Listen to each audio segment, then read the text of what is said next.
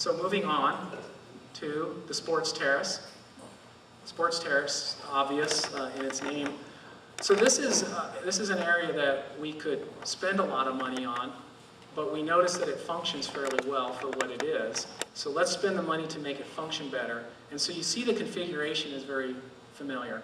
We've got the two outfields, basically where they are today.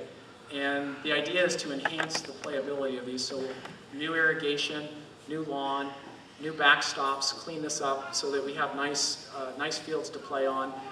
Make sure that we get some overlay. These dash lines that you see would be modified soccer, so we're just showing how they could fit out there.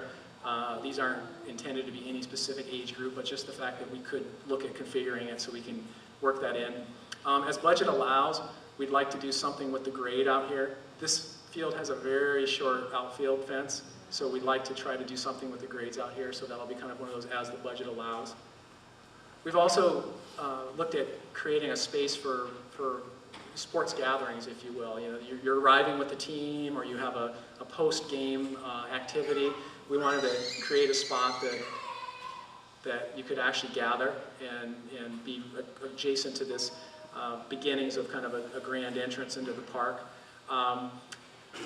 We also would see the ability to have some other use in this space, some of the warm-up and elements like that, which we would encourage. However, I'm going to go back to the point I made about that white line on the SPU drawing. We don't control, see that gray line right there and the gray line right there? That's what we don't control. So we want to encourage that to be used for something for the community and how it can be, but we don't control that specifically. This is one of those elements that we're discussing. This building exists, this little square right here at the top of the drawing. This is another one of these security enclosures that we've learned is there. So it's caused us to move our stair over. We love that stair. If you've seen it through the fence, we like that idea of making that connection between the upper and lower terrace. We want to have that back. It exists right in here, and it's going to get torn out as part of the construction. We want to put it back in and do something with it over here, so you'd have this pedestrian walkway that comes in on this side. This sidewalk looks wider because it is wider.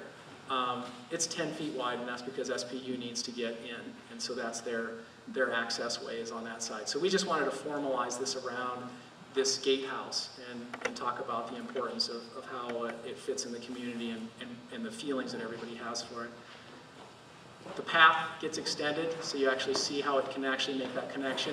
Currently it heads straight up that fairly steep hill and pops out right up here.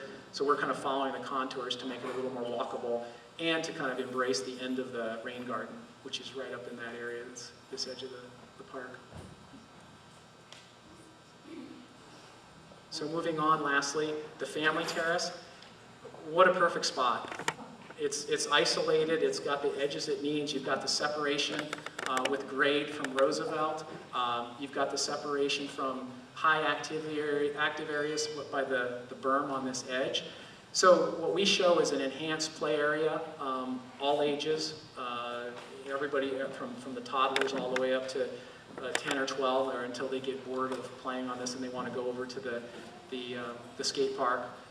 The idea of a different kind of play too, we call it adventure play, so where we put in elements like rocks and natural elements and let the kids create the play. With the typical play structures, the typical but actually unique to your neighborhood, I shouldn't call them typical if they're unique to your neighborhood. But play structures and things for the various ages, so toddlers, older children, maybe infant or something like that. A little gathering space too, adjacent to the restrooms, kind of activating this space. So we've got these new access paths to the existing restroom and some enhanced plantings. And one of the things that we saw of framing this is we have this nice lawn open space. This little square right here, right below the number 9, is the existing arbor, the existing gazebo. And in our opinion, it feels like it's not a structure that you should pass through. Right now it's on a walkway, you pass through it and you head down the stairs to the lower terrace. And we felt like it shouldn't be on a path, it should be a destination.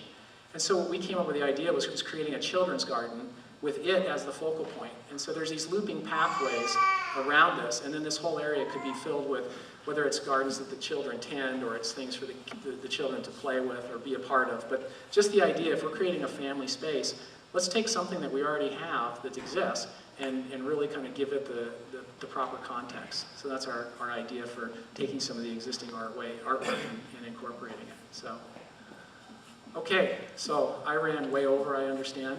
And when I click this, the next slide is going to be Patrick's.